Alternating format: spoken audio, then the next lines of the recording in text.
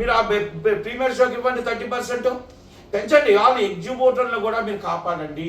Exhibitor single screen వ్యవస్థను కాపాడండి, నిర్మాతల వ్యవస్థను కాపాడండి. మీ పెద్ద సినిమాకి 100% జియోలు వస్తున్నప్పుడు రేట్లు పెంచక తప్పదు. పాన్ ఇండియా సంస్థలు ఉండాలి అంటే, సినిమాలు ఉండాలి అంటే మనం రేటు పెంచాలి. రేటు పెంచకుండా జరగదు. కనుక ఇప్పుడు సునీల్ గారు మాట్లాడినా, శిరీష్ గారు మాట్లాడినా, లేకపోతే ఇంకొకరు మాట్లాడినా, మైత్రి రవి గారు మాట్లాడినా, లేకపోతే సుప్రియ గారు మాట్లాడినా, ఇంకొకరు ఎవరు మాట్లాడినా కూడా మనందరం అన్నదమ్ములం, మనందరం కలిసి కూర్చోవలసిన నిర్ణయాలు తప్ప ఈగోలకి వెళ్తే కాదు. ఇంకొకటి, మీకు టార్గెట్ ఎందుకు పెద్ద వస్తుంది? పెద్ద సినిమా మీకు ఎందుకు టార్గెట్ వస్తుంది? ప్రతిసారి పవన్ కళ్యాణ్ గారి సినిమా టార్గెట్ వస్తుంది, మరి పెద్ద టార్గెట్ వస్తుంది. మీరు 6 నెలల నుంచి చేసినప్పుడు మన సినిమాలకు పర్సంటేజ్ కట్టారా? మొన్న సినిమా జట్లీ సినిమా ఉంది, మరి జట్లీ సినిమా పరిస్థితి ఏంటి? మరి కారా సినిమా పరిస్థితి ఏంటి? ఈ సినిమాల పరిస్థితి ఏంటి? నేను ఆంధ్రప్రదేశ్ తెలంగాణ 2 అడుగుతున్నాను. మీరు అగ్రిమెంట్లో రెంట్ ఆర్ పర్సంటేజ్ ఉంది. నేను దానికి 100% ప్యూర్ సింగిల్ స్క్రీన్ నేను వ్యతిరేకం. రెంట్లో మీరు దాంట్లో మీరు హైప్ అడగండి, మీరు రెంట్లు హైప్ అడగండి. మీరు రెంట్లు హైప్ అడిగి మల్టీప్లెక్స్ ఫెసిలిటీస్ మీకు లేవు. Multiplex is India way different. Me single screens different. Me single స్క్రీన్లో కూర్చోండి, మాట్లాడండి. ఇది 7-10 సంవత్సరాల నుంచి నడుస్తుంది. ఎందుకు రాజకీయాలు చేస్తున్నారు? మరి ఒక సినిమా చేస్తే ఒకలాంటి ఏం లేదు. దిల్రాజు గారు సినిమా చేస్తే పర్సంటేజ్లు రెంట్లు వస్తాయి, లేకపోతే మైత్రి రావు గారు చేస్తే పర్సంటేజ్లు వస్తాయి. అంటే మీకు ఇద్దరికి పరన్నది. ఇక్కడ ఎగ్జిబ్యూటర్ని ఎందుకు ఇబ్బంది పెడుతున్నారు? డిస్ట్రిబ్యూటర్ని ఎందుకు ఇబ్బంది పెడుతున్నారు? ప్రొడ్యూసర్ని ఎందుకు ఇబ్బంది పెడుతున్నారు? నేనేమంటానంటే 2 కోల్డ్ వార్లు మీకు నడుస్తున్నాయి. దానికి సునీల్ గారు ఎటున్నారో చెప్పాలి. అలాగే అందరూ కూడా నేను అందరినీ అంటున్నా, ఇప్పుడు మీరు ఏం మాట్లాడుతున్నారు? ఛాంబర్ని కౌన్సిల్ని మీరు ఎందుకు పెడదాం పట్టిస్తున్నారు? మీరు ఛాంబరు కౌన్సిల్ కూర్చుంటే మీకు ఎందుకు అవదా? ఈరోజు బయట జనాల్లో ఏమనుకుంటున్నారో తెలుసా? పెద్ద సినిమా ఉందా లేదా, ఈ థియేటర్ ఆపేస్తే పరిస్థితి ఏంటి, ఆ పెద్ద సినిమా మా చిరంజీవి గారి ఫ్యామిలీకే వస్తుందా, చిరంజీవి గారి ఫ్యామిలీ మీదే టార్గెట్ చేస్తారా, మీరు ఏంటి ఎంత దాకా కరెక్టు అని అడుగుతున్నారు. దానికి సమాధానం చెప్పాల్సిన బాధ్యత మీకు ఉంది. నిన్న మాట్లాడుతూ శిరీష్ గారు ఏ సినిమాకి మేము అడ్డంగు కాదు, అలాగని మాకు పర్సంటేజ్ కావాలి, మాకు రేట్లు పెరగాలి. మీరు రేట్లు పెరగాలి అనుకున్నప్పుడు మొన్న రేట్లు తగ్గాలి అంటున్నారు. మీరు రేట్లు ఏదుందో ప్రేక్షకులకి శ్రేయస్సు కోరి మీరు ఆ ప్రేక్షకులు రేట్లు ఇస్తాను అంటున్నారు. తప్పులేదు, బాగానే ఉంది. కానీ నేనేమంటున్నానంటే ఇదే పని ఇంతకు ముందో మీరు 2 సంవత్సరాలు బట్టి అంటున్నారు, నిర్ణయం తీసుకోవచ్చు కదా. All of the sudden is పెద్ద మూవీ జూన్ 4వ తారీఖు సినిమా పెట్టి ఆ 4వ తారీఖు సినిమాకి టార్గెట్ చేయడం కరెక్టా? ఒక్కసారి ఆలోచించండి. ఇది చిరంజీవి ఫ్యామిలీ మీద కాంట్రాక్ట్ మీరు చేస్తున్నట్టు అనిపించట్లేదా? మీకు చిరంజీవి ఫ్యామిలీ మీరు టార్గెట్ చేస్తున్నట్టు అనిపించట్లేదా? మీ మనస్సాక్షి చెప్పండి ఎవరైనా సరే.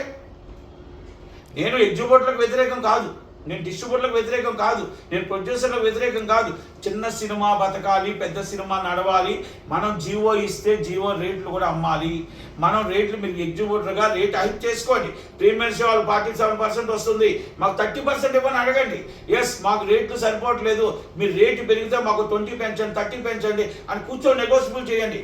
సేమ్ టర్మ్ కావాలి ఐమాక్స్ అంటే ఇవ్వరు. మల్టీప్లెక్స్ టర్మ్ మీకు అవ్వదు, సింగిల్ స్క్రీన్కి మీకు అవ్వదు. అక్కడ అనేది రెవెన్యూ వేరు.